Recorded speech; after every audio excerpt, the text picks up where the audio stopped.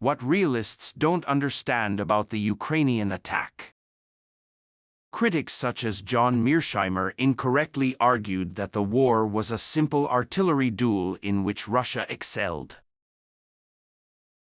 The Russo-Ukrainian War is all about territory.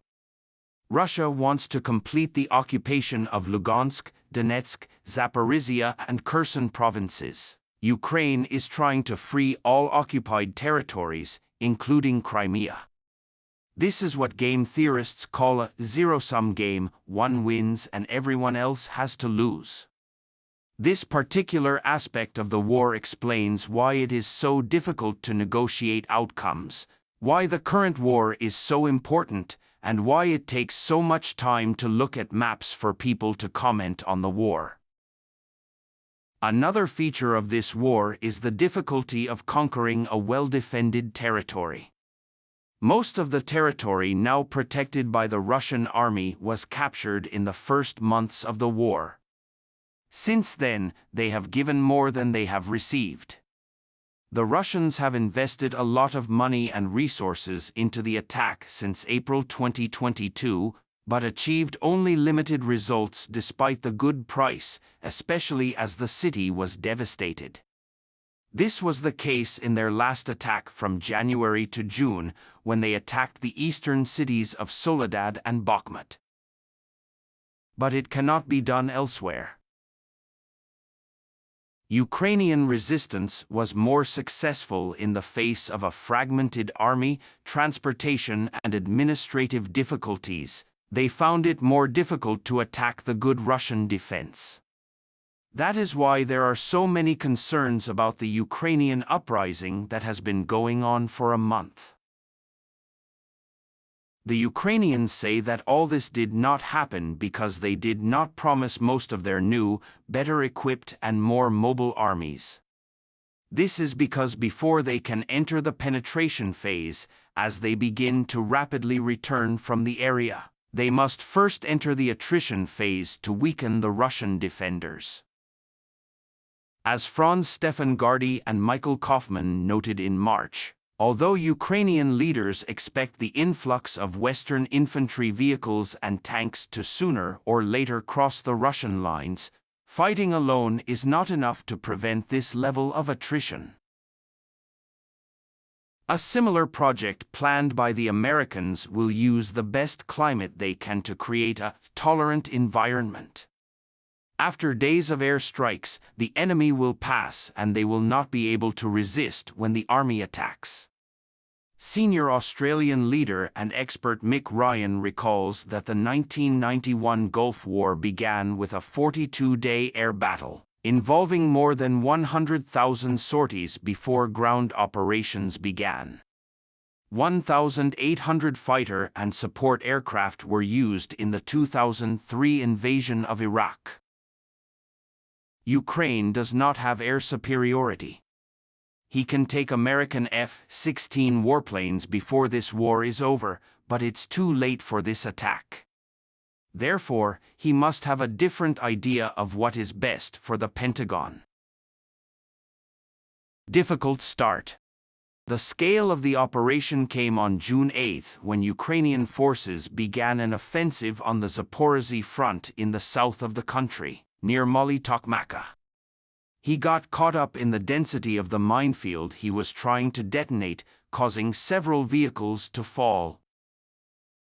Photos of the destruction, including the Bradley combat vehicle, were quickly shared by popular Russian bloggers, celebrating the defeat of the Ukrainian uprising almost as soon as it began.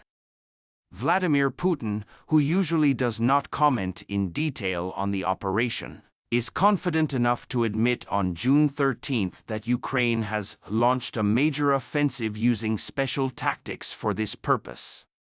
He admitted that Russia lost 54 tanks, higher than Western estimates, but claimed that Ukraine lost more than 160 tanks. He believes casualties in Ukraine are 10 times greater than in Russia and are at levels that can be described as catastrophic. It may reflect the optimism expressed by the Russian Ministry of Defense about the bold request. and all the information it received from the front at such an early stage. But even many observers sympathetic to Ukraine worry that the campaign has gone badly. It is an important reminder that Russia's armed forces, albeit inactive, can adapt to the needs of the war and will not do so easily. For example, the information demonstrates the capabilities of Russian helicopters, specifically the Ka-52 Alligator attack helicopter and upgraded Lancet unmanned aerial vehicles. On June 15, U.S. Chief of Staff General Mark Milley said, "This is a very difficult war." A week later, a U.S. official told CNN that the attack did not meet expectations in any way. President Vladimir Zelensky acknowledged that progress was slower than expected, adding, "Some people think this is a Hollywood movie and now they want results. No. The importance of human life," said the Chief of the General Staff, General Valery Zaluzny. Something similar, "This isn't a show or something that the whole world watches and bets on. Every day, every meter is covered in blood." Patiently lacking in time, the attack was not expected to be short and intense, and military history is replete with examples of sheer acts of violence that required weeks and months of despair. The feeling that all is not well. How quickly the usual realistic commentators have bent over, who have long argued that Ukraine cannot win the war on the terms they want and should therefore get a problem-solving discussion. Prisoner? We expect to receive more regions. He noted that both sides faced difficulties in overcoming protectionism and support for 3-on-1 attacks, which often require errors. With Russia currently occupying 17% of Ukraine's territory and noting Ukraine's current level of progress, Allison concluded that it would take another 16 years to fully recover. Christopher Lane of Texas A&M University, co-authoring with Benjamin Swartz, examines the whole process of explaining why the war was actually America's fault and concludes, "Negotiations were the solution because Ukraine won't be able to take back all of its land. However, Russia needs to make further progress." He added that it is unlikely. John Mearsheimer of the University of Chicago went a step further, accusing the West of supporting Putin's war. He claimed that Russia would finally win the war, not by conquering all of Ukraine, but by annexing a large part of Ukrainian territory while turning Ukraine into a corrupt state. This ugly victory was made possible because, although the Ukrainians had crossed well-planned lines, Russia had enough troops to stabilize the front and continue the war. The Ukrainians are at a disadvantage in these meetings because the Russians are more advantageous. Mearsheimer even denies that Russia had more casualties than Ukraine because Russia has more weapons than Ukraine, so Ukraine must have lost many workers. When you say that your opinion is right and the evidence is wrong, it is easier to have an opinion on these issues. Allison's use of the 3-on-1 advantage goes back to 19th century German thinking about the need to fight large armies. In 1989, Mearsheimer wrote one of the few textbooks on the subject that acknowledged the validity of the law. One of the cases he studied was the Ukrainian campaign at the beginning of the German invasion of the Soviet Union, in which 9 Wehrmacht divisions, about 155,000 strong, faced 2 Soviet forces, about 24,000 strong. The Germans had the air and tank advantage, about 330 on the German side, a few on the Soviet side. As expected, the Germans passed without difficulty. But there is no hard and fast rule here. Obviously, it's better to have more numbers to gain an advantage when starting the attack. However, this does not mean that the attacking forces must be at least 3 times the number of the defending forces. Many factors come into play: the morale and training of soldiers, quantity and quality of the property, and director's decision. It is recommended to increase the effectiveness of the attack to be launched, but this can be done even if the overall balance of power is unfavorable. Intense conflict between armies in the Napoleonic Wars is one thing; most of the battles of the war are elsewhere.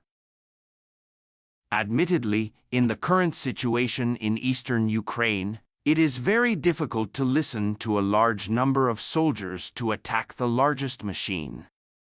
Such soldiers will soon be spotted and come under enemy fire. In this context, Mearsheimer says, it's a war of attrition, at least for now. His mistake is to describe it as a simple bombing duel in which Russia excels. The question is whether the Ukrainian army has better strategies and tactics than Russia to get out of this conflict. Starving, yawning, and fighting. British Chief of Defence Staff Admiral Tony Radakin described Ukraine's approach to the Internal Defence Council as hungry belly, stretch and fight. Hunger refers to the constant attack on Russia's logistics and command structure, and extension refers to multiple axes that Ukraine explores and deceives. Their aim is to take advantage of the front line longer than 1,000 kilometers. This could lead to a gradual depletion of Russia's stocks, as all attacks must be responded to. Strike is what we've been waiting for. By then, most of Ukraine's 12 new troops, 2/3 of whom are still blocked, could advance. That is why Radakin and others say that the large-scale attack has not yet begun. So this is an approximation. As the U.S. Department of Defense puts it, the priority now is to spend money on Russia's personnel and assets, not try to make a big effort to quickly get out of the great region. The success of Ukraine's strategy depends on Russia's strategy. Russian commanders opposed a passive defense waiting for the Ukrainians to find a way through the minefield and then break through their vast fortifications. Instead, they tried to prevent the Ukrainian army from succeeding. For example, when Ukraine liberates a village, Russia immediately returns. Although most of these attacks have failed, Russia's sole